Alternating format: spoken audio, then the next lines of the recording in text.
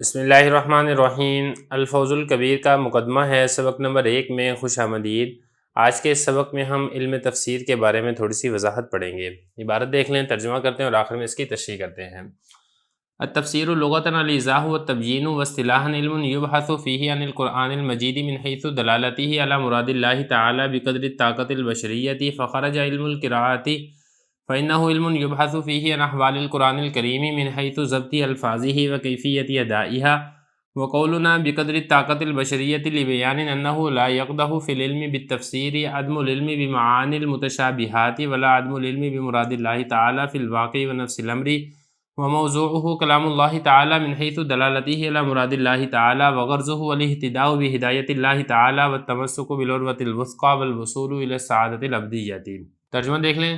تفسیر کا لغوی معنی واضح کرنا، بیان کرنا، اور اصطلاحی معنی وہ علم ہے بحث کی جاتی ہے اس میں قرآن مجید سے اس کی دلالت کرنے کے اعتبار سے اللہ تعالیٰ کی مراد پر انسانی طاقت کے بقدر۔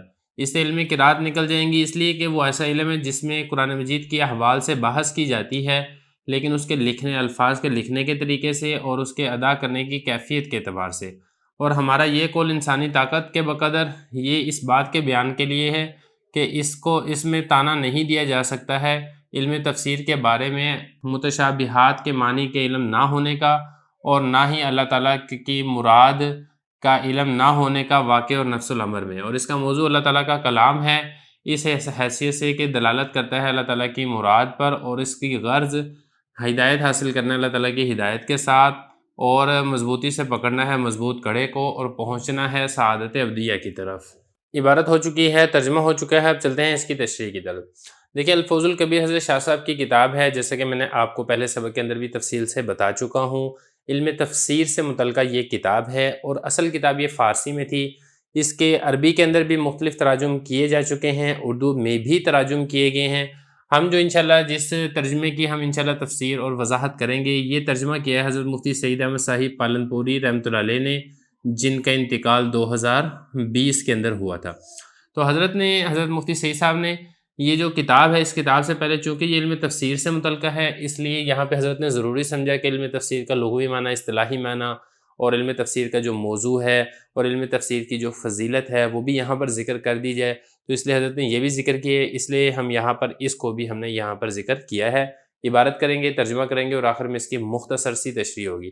تو طریقہ کار ہمارا یہی ہوگا کہ ہم صرف اور صرف کتاب کی جو عبارت ہے اس کو حل کرنے کے اوپر فوکس ہوگا، اس کے علاوہ مزید اس کی وضاحت اور مزید اس کی تشریح یہ ہمارا مقصد نہیں ہوگا۔ اب چلتے ہیں کتاب کی طرف۔ سب سے پہلے بتا رہے ہیں کہ تفسیر کا لغوی معنی کیا ہے۔ دیکھیں، تفسیر کا لغوی معنی ہے واضح کرنا، بیان کرنا۔ تو چونکہ یہ بھی کلام اللہ کو واضح کرتی ہے، بیان کرتی ہے، کھولتی ہے، اس لیے اس کو علم تفسیر کہا جاتا ہے۔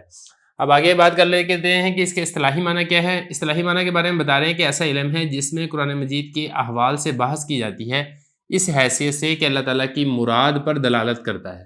یعنی یہ اللہ تعالیٰ نے جو قرآن مجید اتارے ہیں، یہ جو الفاظ لکھے ہوئے ہیں، ان الفاظ سے اللہ تعالیٰ کی کیا مراد ہے، اللہ تعالیٰ ہمیں کیا پیغام دینا چاہ رہے ہیں، ہمیں کیا بتانا چاہ رہے ہیں، اس کو سمجھنے کی کوشش کی جاتی ہے اس علم تفسیر میں۔ بقدر طاقت البشری، یا انسانی طاقت کے بقدر، جو انسان کی طاقت وسعت کے اندر ہے، ہم اتنی طاقت کے بقدر ہم کوشش کرتے ہیں کہ اللہ تعالیٰ کی مراد پر واقفیت حاصل کر لیں، تاکہ اس کے مطابق عمل کر کے فلاح دارین حاصل ہو سکے۔ تو اب یہاں سے آگے فائدے کو یوں بتا رہے ہیں کہ دیکھیں، جو یہ ہم نے علم تفسیر کی تعریف کی ہے، علم یبحث فیہ عن القرآن المجید، اس سے علم قراءات یہ نکل جائے گا۔ کیسے نکل جائے گا؟ اس میں اگرچہ قرآن مجید کے حوالے سے بحث تو کی جاتی ہے، لیکن اللہ تعالیٰ کی مراد پر دلالت کرنے کے اعتبار سے بحث نہیں کی جاتی ہے، بلکہ اس میں بحث اس اعتبار سے کی جاتی ہے کہ جو قرآن مجید کے الفاظ ہیں اس کو کس طریقے سے ضبط کیا جائے گا، یعنی لکھا جائے گا، وکیفیت ادائیہا، اور اس کو ادا کیسے کیا جائے گا، یعنی قرآن مجید کے الفاظ کو آپ نے زبان سے ادا کیسے کرنا ہے، کیسے پڑھنا ہے، اس بارے میں بحث کی جاتی ہے علم قرات میں۔ آگے اس میں دوسری جو قید لگائی تھی، بقدر طاقت البشری، یا انسانی طاقت کے بقدر، اس کا فائدہ بتا رہے ہیں، کہہ رہے ہیں کہ جو ہم نے یہ قید لگائی تھی بقدر طاقت البشری، یہ اس بات کے واضح کرنے کے لیے ہے کہ دیکھیں، ایک اعتراض ہو سکتا ہے۔ اعتراض یہاں پر یہ ہوتا ہے کہ آپ نے کہا کہ قرآن مجید میں جو علم تفسیر کے اندر جو بحث کی جاتی ہے وہ قرآن مجید کے الفاظ سے اللہ تعالیٰ کے معنی مرادی معلوم کیے جاتے ہیں، حالانکہ جو متشابہات والی آیات ہیں ان کا معنی مرادی تو کسی کو معلوم ہی نہیں ہے۔ تو اس کا جواب یہ دے رہے ہیں کہ دیکھیں، جو ہم نے اس تعریف کے اندر قید لگائی تھی طاقت بشریہ، انسانی طاقت کے بقدر ہم معلوم کرنے کی کوشش کرنا چاہ رہے ہیں، تو چونکہ جو متشابہات کا علم ہے وہ انسانی طاقت اور وسعت سے باہر ہے، اس لیے اگر وہ ہمیں معلوم نہیں بھی ہوتا ہے تو تب بھی علم تفسیر میں اس پر کسی قسم کا اعتراض اور طنز وارد نہیں ہو سکتا ہے۔ تو یہ بتا رہے ہیں کہ یہ جو طاقت بشریہ کی قید لگائی تھی، یہ اس بات کے بیان کرنے کے لیے کہ ایک قدح یعنی اعتراض نہیں کیا جا سکتا ہے، طنز نہیں کیا جا سکتا ہے علم تفسیر کے اندر، کہ علم تفسیر میں تو متشابہات کے معنی کا علم ہی نہیں ہوتا ہے۔ دوسری اس کے اندر بات ایک اور بھی ہے، وہ یہ ہے کہ ہم نے جو یہ کہا نا کہ انسانی طاقت کے بقدر اللہ تعالیٰ کی مراد معلوم کرنے کی کوشش کی جاتی ہے، تو اس میں اس بات کا احتمال موجود ہوتا ہے کہ جو معنی اور مراد ہم سمجھے ہیں اللہ تعالیٰ کی معنی اور مراد وہ نہ ہو، حقیقت کے اندر، نفس الامر کے اندر، واقع کے اندر، خارج کے اندر اللہ تعالیٰ کی معنی مراد کوئی اور ہو، لیکن چونکہ ہم اپنی انسانی طاقت کے بقدر ہی مکلف ہیں، اس لیے ہم اسی کے بقدر طاقت اور کوشش کر سکتے ہیں کہ اللہ تعالیٰ کی مراد پر واقفیت حاصل کر سکیں اور پھر ہم اسی کے مطابق عمل کر سکیں۔ یہی بتا رہے ہیں کہ اس سے جو ہم نے یہ کہا نا طاقت بشریہ، اس سے یہ لا کا مطلب اس کا عطف ہو رہا ہے لا یکدہ کے اوپر، کہ اعتراض نہیں کیا جا سکتا ہے کہ اللہ تعالیٰ کی جو مراد ہے حقیقت کے اندر، واقع اور نفس الامر، اس کا معنی ایک ہی ہوتا ہے حقیقت کے اندر، وہ کیا ہے اس کے اوپر تو واقفیت پانا ممکن نہیں ہے، ہو سکتا ہے اللہ تعالیٰ کی مراد کوئی اور ہو، تو فرما رہے ہیں اس پر اعتراض نہیں کیا جا سکتا ہے، ہم اپنی طاقت کے بقدر معلوم کرنے کی کوشش کرتے ہیں اور اسی کے مطابق عمل کرتے ہیں۔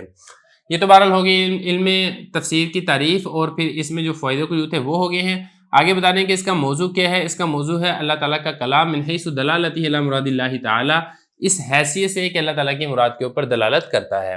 یہ تو ہو گیا اس کا موضوع۔ آگے غرض و غایت کیا ہے؟ غرض و غایت اس میں حضرت نے جو ذکر کیا ہے، حضرت نے 3 غرضیں ذکر کی ہیں جو کہ حقیقت کے اندر ایک ہی غرض ہے۔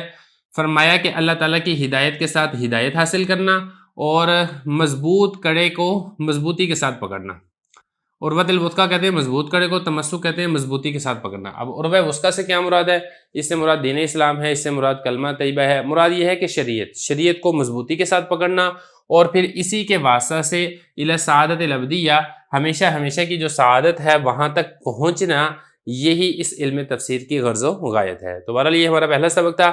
اگلے سبق کے اندر ہم انشاءاللہ بات کریں گے کہ علم تفسیر کے جو فضائل ہیں وہ کون کون سے ہیں۔